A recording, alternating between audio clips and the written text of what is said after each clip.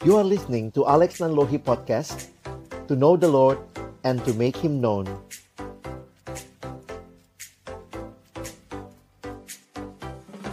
Kita berdoa sebelum kita membaca merenungkan firman Tuhan. Bapa di dalam surga, pemilik hidup kami datang dalam ucapan syukur di hari perhentian yang Kau berikan kepada kami. Terima kasih karena kesempatan seperti ini Tuhan berikan untuk kami bersama-sama memuji nama-Mu dan juga menaikkan doa kami kepadamu dan juga mendengarkan firman-Mu.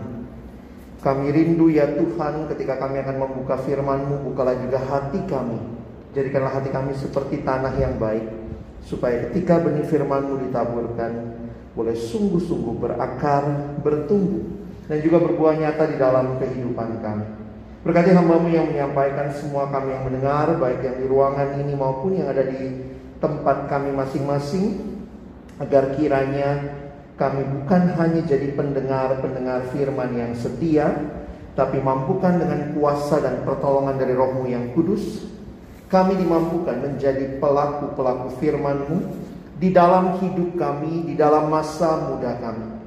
Bersabdalah ya Tuhan, kami anak-anak-Mu sedia mendengarnya. Dalam satu nama yang kudus, nama yang berkuasa, nama Tuhan kami Yesus Kristus, kami menyerahkan pemberitaan firman-Mu. Amin.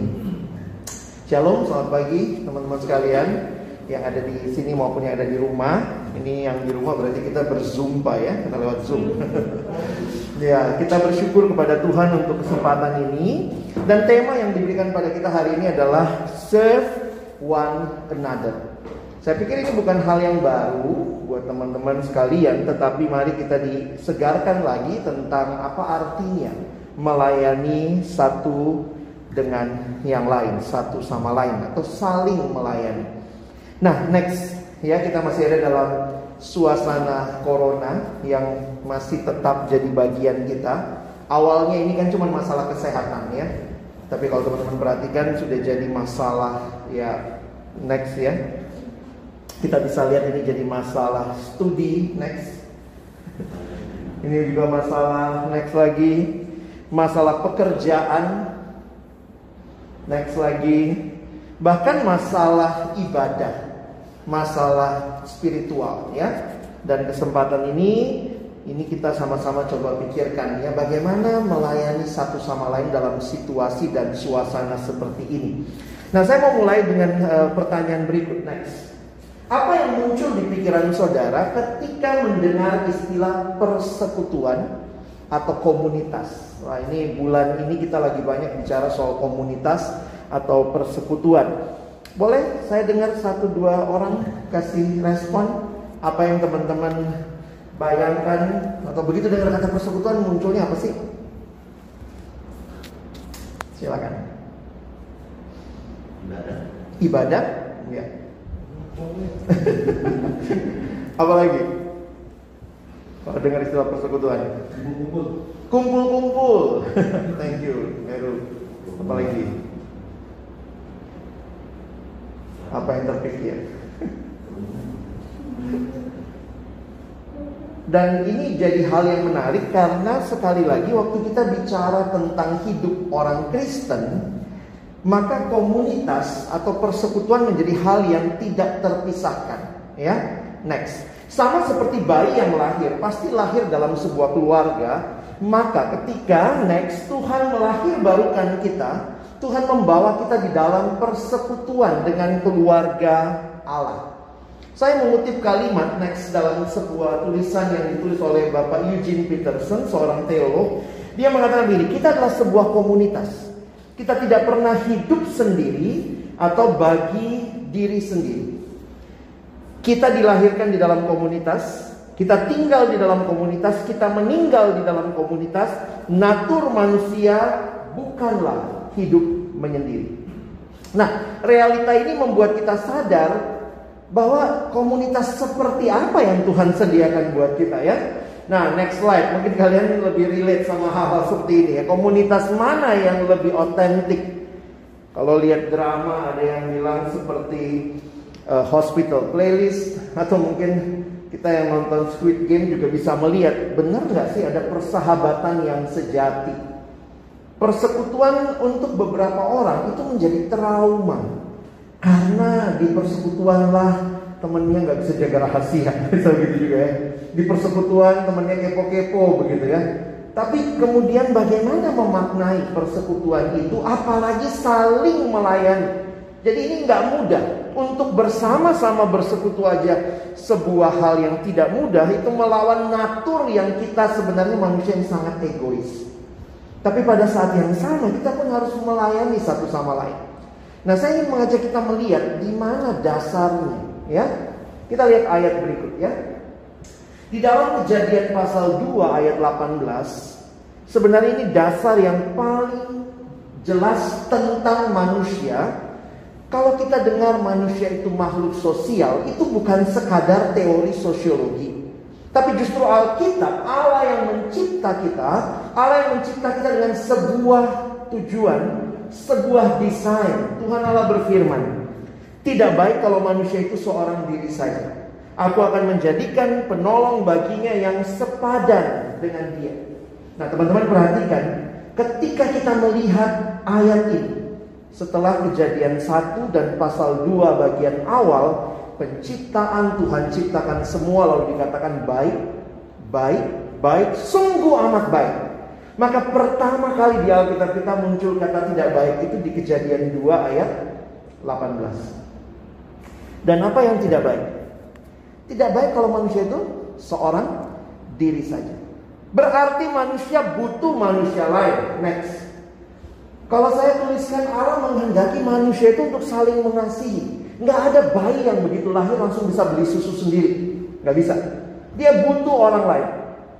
Dan kita sebagai makhluk yang diciptakan oleh Allah, Allah menciptakan kita dengan desain seperti ini.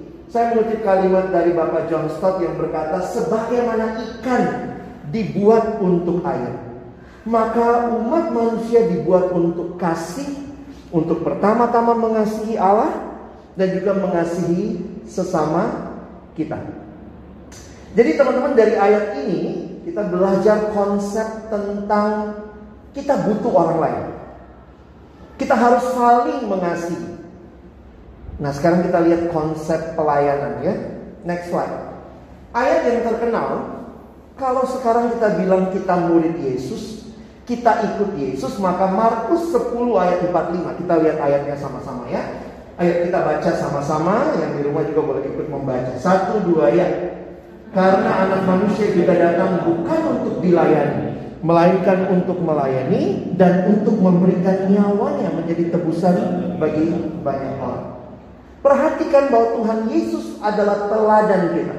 Kalau kita benar ikut dia, maka harusnya kalau Yesus yang kita ikuti adalah Yesus yang melayani, bahkan memberikan nyawanya menjadi tebusan bagi banyak orang. Demikian juga kita seharusnya adalah orang-orang yang melayani. Jadi tolong teman-teman tangkap idenya dulu ya. When we say serve one another, kenapa? Karena memang kita diciptakan dengan konsep one another. Dan yang menyelamatkan kita, Yesus yang menyelamatkan kita, memanggil kita untuk melayani. So we serve one another. Mungkin lebih bagus lagi kalau kita tambah ya, in love. Kita lihat ayat berikut. Di dalam 1 Yohanes pasal 4 ayat 11. Mohon yang pria kita sama-sama baca ya. Ayat 1, 2, iya. Saudara-saudaraku yang dikasihi, jikalau Allah sedemikian mengasihi kita, maka haruslah kita juga saling mengasihi. Teman-teman lihat bahwa Allah mengasihi kita tidak berhenti pada diri kita, tapi kita dipanggil untuk saling mengasihi. Nah, yang perempuan baca ayat selanjutnya ya. Next. Galatia 5 ayat 13. 1, 2, ya. Saudara-saudara, memang kamu bukan dipanggil untuk merdeka, tetapi janganlah kamu menggunakan kemerdekaan itu sebagai kesempatan mengikuti Tuhan dalam dosa, melainkan layanilah seseorang yang lain oleh kasih. Menarik sekali, ayat ini sering dikutip bicara tentang bagaimana karya Allah dalam hidup orang percaya. Allah menyelamatkan kita. Allah memanggil kita bukan lagi untuk terikat dalam dosa, tetapi merdeka. Tetapi ada hal yang menarik yang lebih daripada sekadar hidup bebas, yaitu layanilah seorang akan yang lain. Jadi saya harap landasan Alkitabiah ini cukup untuk kita memahami tema kita hari ini. Allah menciptakan kita memang untuk mengasihi satu sama lain, dan itu diwujudkan dengan kehidupan yang serve one another. Sehingga saya suka dengan ilustrasi ini ya. Next, pernah naik pesawat mungkin teman-teman ya. Kalau lagi naik pesawat tuh ada peragaan kadang-kadang gitu ya. Kita akan berapa kali pun kita naik pesawat gitu ya. Kita nggak bisa bilang maaf saya nggak butuh peragaan itu ya. Saya udah 1000 kali naik. Tetap hal ini akan disampaikan lagi. Nah, biasanya ditunjukkannya cara menggunakan, balik yang satu dulu ya, cara menggunakan sabuk pengaman, cara menggunakan seatbelt gitu ya, sama pelampung. Nah, lalu biasanya ada ini. Apabila tekanan udara di dalam kabin mendadak menurun, maka masker oksigen seperti ini akan turun atau keluar dari panel di atas Anda. Tarik masker menutupi hidung dan mulut, dan bernapaslah seperti biasa. Nah, tapi yang nextnya ini adalah yang menarik ya. Jika Anda bepergian dengan orang lain yang butuh pertolongan, maka kenakan masker Anda lebih dulu, lalu menolong orang lain. Saya waktu menghayati ini, betul kita dipanggil untuk saling mengasihi, saling melayani. Tetapi kita juga diminta sebenarnya untuk terus menikmati kasih dari Allah. Karena kalau teman-teman tidak menikmati relasi dengan Allah, bagaimana kita bisa mengasihi sesama? Ini bukan sesuatu yang terjadi kita nolong sesama padahal kita sendiri tidak mengalami kasih dan kepenuhan dari Allah itu. Dan karena itulah saya pikir pertumbuhan jadi bagian penting bagi kita yang mau serve one another. Make sure kamu sedang bertumbuh. Make sure kamu sedang dipenuhi dengan kasih Allah. Dan ini yang kadang-kadang gak mudah. Banyak orang senang jadi, kalau anak sekarang tuh banyak orang yang ini ya, altruistik gitu, kayaknya sociopreneur gitu, maunya menolong orang. Tapi pertanyaannya, dia sendiri penuh gak ya? Kadang-kadang sedihnya kalau dia gak menikmati bagaimana dia bisa menolong orang lain. Next. Nah, saya lagi membayangkan bagaimana kita di dalam gereja. Kita lagi buka lagi, komisi pemuda jalan lagi gitu. Gimana kita satu sama lain? Baik teman-teman yang ada di rumah, yang juga mungkin ikut di onsite hari ini. Next, seperti apa sebenarnya persekutuan orang percaya? Teman-teman, saya jadi sadar betul bahwa seringkali gambaran kita tentang gereja itu sangat berbeda dengan apa yang Alkitab berikan tentang gereja. Memang awal yang paling sederhana, setiap orang terhubung dengan Allah. Tetapi makin saya pelajari, ternyata gereja itu bentuknya, wujudnya juga adalah ketersalingan. Coba lihat. Next. One another. Jadi menarik di Alkitab itu one another ini banyak sekali ayatnya. Silakan teman-teman googling gitu ya. Paling enggak kata saling ya. Menerima satu dengan yang lain, to be devoted, give preference, care for one another, carry each other burden, saling, nah saya campur-campur bahasanya ya. Saling mengampuni, saling mengaku dosa, saling mendoakan, saling melayani, saling mengasihi. Demikianlah seharusnya gereja. Gereja itu bukan single, satu orang begitu. Atau saya datang, tapi saya nggak mau being part of the community. Banyak orang bicara privacy sekarang, tapi sebenarnya ini privacy atau sebenarnya individualisme. Jangan-jangan banyak orang mau ke gereja, tapi kemudian tidak menikmati bagaimana gereja dalam bentuk yang Tuhan rancangkan. Tuhan mau tuh kita saling. Jadi kalau lihat ada gereja yang egois jemaatnya, sebenarnya bukan itu kerinduan Tuhan. Teman-teman coba lihat lagi, next slide ya. Kalau ini kurang banyak nanti pelajarin. Ini one another ini sebanyak ini di Alkitab kita. Menunjukkan bahwa Tuhan memang punya rencana bagi orang percaya di dalam kesatuan jemaat. Jadi kalau kita mengerti saling melayani, saya pikir itu bagian dari semua saling-saling ini. Di mana yang lainnya ya kita saling peduli, saling memberi hormat, saling mendahulukan. Yang memang jadi masalah adalah seringkali banyak orang tidak menikmati ini. Karena ya di dalam dosa kita semua tuh egois. Boro-boro mikirin orang lain. Ada yang bilang sama saya, Kak Alex, ini zaman sekarang kalau mau maju mesti tega katanya. Hah, tega? Iya, pakai gaya kata. Kayak apa tuh? Sikut kanan, sikut kiri, yang penting gua maju. Jadi kayak orang berenang begitu ya. Kalau perlu tendang kiri kanan belakang. Teman-teman, next. Saya lagi ingin mengajak kita merefleksikan beberapa hal ini ya. Dalam kehidupan saudara, jadilah sahabat. Tunjukkanlah kasih. Kasih yang melayani, kasih yang nyata lewat perbuatan, bukan cuma di omongan. Kita bisa bagus ngomongnya, manis ngomongnya, tapi apakah kita benar-benar saling mengasihi? Next. Bertumbuhlah dalam komunitas. Sekali lagi saya ingatkan, teman-teman gak bisa membagikan apa yang kamu gak nikmati. Karena itu ketika ada persekutuan pemuda juga di satu tempat yang bertanya ya, bagaimana Kak untuk membangun lagi persekutuan pemuda kami yang sudah sempat vakum, sempat tidak jalan. Saya bilang ya pastikan setiap orang menikmati relasi dengan Tuhan dan itu akan mengalir secara natural.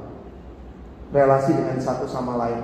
Kalian perlu memikirkan program-program yang disengaja supaya terjadi itu saling tadi. Karena gereja itu bukan sendiri datang pulang. Tapi gereja itu Tuhan memberikan kesempatan kita tuh ketemu untuk saling. Banyak yang memang bilang, tapi gimana nih lagi pandemi? Kita pun bisa menggunakan semua media sosial sebenarnya untuk menjamin ketersalingan itu. Jadi satu hal yang saya sedih melihat orang dengan gereja saat ini adalah gambaran berikut ini. Banyak orang ke gereja kayak pergi supermarket bawa troli. Gue pengen apa ya? Gue pengen apa ya? Gue pengen apa ya? Dan bayangkan kalau itu yang terjadi, apa yang saya mau, apa yang saya dapat, apa yang saya dapat.